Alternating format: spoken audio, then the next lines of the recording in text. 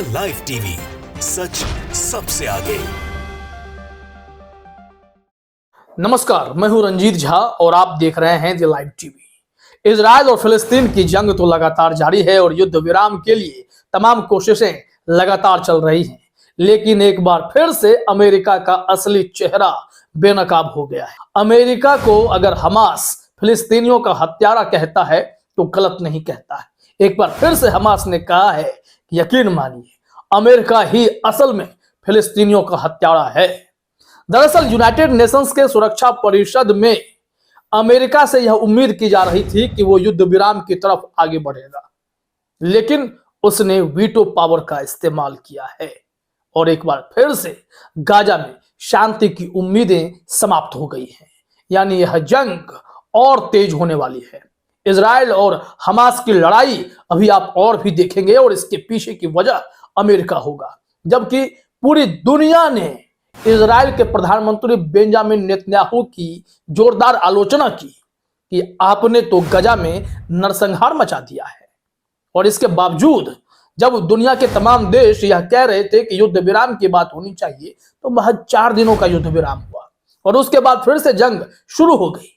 हालांकि फिर से यूएई की तरफ से यूनाइटेड नेशंस के सुरक्षा परिषद में यह प्रस्ताव आया कि चलिए युद्ध को रोकते हैं, एक सहमति बनाते हैं। अमेरिका ऐसे सेंसिटिव मुद्दे पर कैसा काम किया है और इसके पीछे की वजह क्या है, जरा गौर करना पड़ेगा।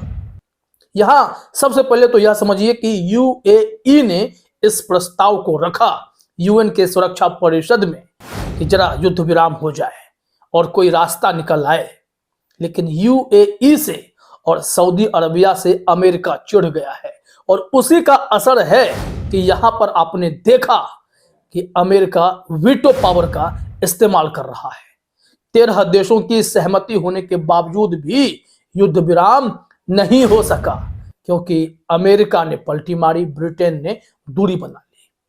जबकि फ्रांस के जो राष्ट्रपति मैक्रोन हैं, कैसे बेंजामिन नेतन्याहू की क्लास लगाते दिखे थे, यह किसी से छिपा नहीं है, कोई भूला भी नहीं। रूस इसके पीछे फैक्टर कैसे बन रहा है, यह समझना जरूरी है। मिडिल ईस्ट में रूस ने अपना दबदबा हाल ही में दिखा दिया है। अंतरराष्ट्रीय कोर्ट से अरेस्ट वारंट जारी होने के बावजूद भी रूस के राष्ट्रपति व्लादिमीर पुतिन अपने प्लेन में, फुल प्रूफ प्लेन में आसमान में उड़ाने भरने निकल पड़े और वो ईरान तेहरान होते हुए यूएई में जाकर लैंड कर गए। रूस के राष्ट्रपति व्लादिमीर पुतिन जब आसमान में उड़ रहे थे तो उनके सुरक्षा में आसमान में सुखोई 35 जैसे खतरनाक फाइटर जेट भी उड़ान भर रहे थे। ये सब पुतिन की सुरक्षा में लगे हुए थे और चाहकर भी अमेरिका उस वक्त रूस का कुछ कर नहीं पाया था, क्योंकि यूएई में अमेरिका ऐसे ही नहीं हथियारें बरसाना शुरू कर देगा। और फिर ऐसा हुआ कि वहां भव्य स्वागत हुआ रूस के राष्ट्रपति पुतिन का।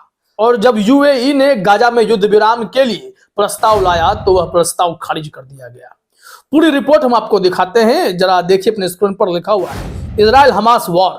गाजा में युद्ध विराम के प्रस्ताव पर यूएस ने किया वीटो। हमास ने कहा फिलिस्तीनियों की हत्या में शामिल है अमेरिका। अब अपडेट्स इसमें देखते हैं, कैसे कैसे किसने वोटिंग की, ये भी समझ जाएंगे आप। एबीपी न्यूज ने लिखा है गाजा में बमबारी रोकने के लिए प्रस्ताव भी लाया गया है जो पास नहीं हो पाया है। इसका मतलब साफ है कि अभी गाजा के आसमान में बम बरसते रहेंगे और मासूम लोगों को जान गंवानी पड़ेगी। संयुक्त राष्ट्र के वर्ल्ड फूड प्रोग्राम के अधिकारियों का कहना है कि गाजा में अफरा तफरी और परेशानी भरा माहौल है।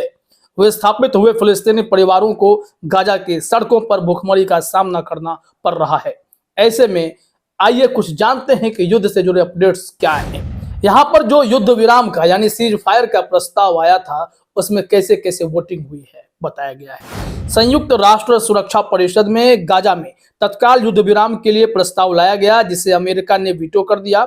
इस प्रस्ताव पर 13 देशों ने सहमति जताई, जबकि ब्रिटेन वोटिंग से दूर रहा और अमेरिका ने इसे वीटो कर दिया।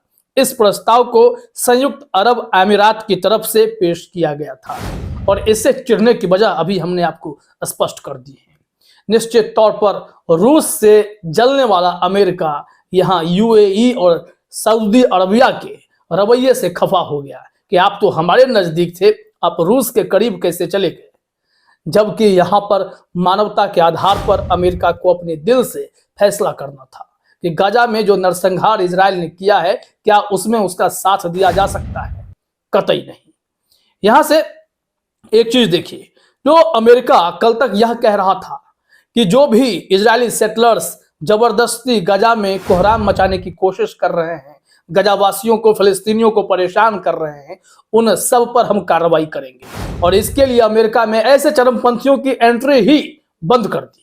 यह एक्शन लगा कि भाई अमेरिका तो साथ खड़ा है, लेकिन वो इजराइल को हथियार देने की आदतों से बाज तो नहीं आया। वो इस बात से भी चिढ़ गया कि रूस कैसे मिडिल ईस्ट में लोगों का करीबी बन रहा है, ऐसे बड़े बड़े राष्ट्राध्यक्षों का करीबी बन रहा है, अमेरिका को होना चाहिए था। इन सब बातों की मिर्ची ऐसी लगी कि इन्होंने युद्ध को और हवा दे दी है कि आप बढ़ो इजराइल, हम आपके साथ हैं। तो कहीं ना कहीं हमास का कहना गलत नहीं है कि अमेरिका असल में इस मामले में गाजा में जो नरसंहार चल रहा है उसका जिम्मेदार है, वो फिलिस्तीनियों का हत्यारा है। यहां लिखा गया है, यूएन में पेश किए गए प्रस्ताव में तत्काल मानवीय युद्ध विराम की बात कही गई थी। साथ ही साथ बिना किसी शर्त के गाजा में कैद बंधकों की रिहाई की गुजारिश की गई ताकि फिलिस्तीनियों तक मानवीय मदद पहुंचाई जा सके।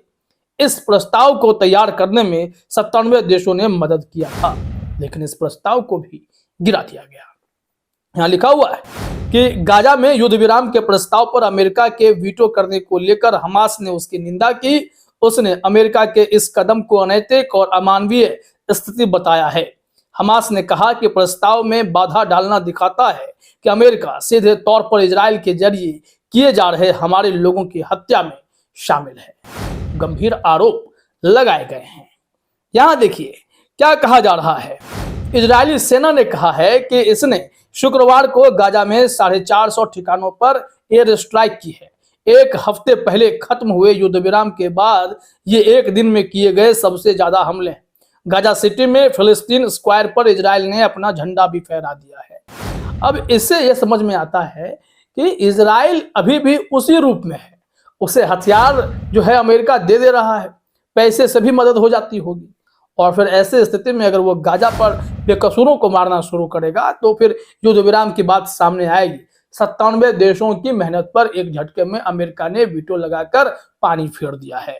यहाँ देखिए, संयुक्त राष्ट्र में जो इजराइल के राजदूत हैं उन्होंने कहा है कि युद्ध को मत रोकिए, युद्ध लंबा खिंच जाएगा, हम सीधे हमास को खत्म कर देंगे। लेकिन उन्हें पता है कि हमास का खात्मा आसान नहीं है। यहाँ लिखा हुआ है कि संयुक्त राष्ट्र में इजराइल के राजदूत गिलियड मेनासे एर्दोन ने सुरक्षा परिषद में कहा कि गाजा में युद्ध विराम से सिर्फ युद्ध लंबा खींचेगा, शांति का एकमात्र विकल्प हमास का पूरी तरह से खात्मा है। इजरायली और फिलिस्तीनी लोगों की शांति के लिए हमास को खत्म करना जरूरी है। तो देखा आपने, कुल मिलाकर अमेरिका की ऐसी हरकत, ऐसी चिढ़, ऐसी जलन ने एक बार फिर से गाजा और इजराइल की जंग को बढ़ावा दे दिया है। नहीं तो इजराइल को रोकने के लिए अमेरिका की एक हुंकार ही काफी होती। ऐसा हो नहीं पाया, और देखिए हमास ने गुस्से में कहा है कि आप हत्यारा हो। फिलहाल इस वीडियो में इतना ही। आप सभी का हमसे जुड़ने के लिए बहुत बहुत धन्यवाद। द लाइव टीवी, सच सबसे आगे।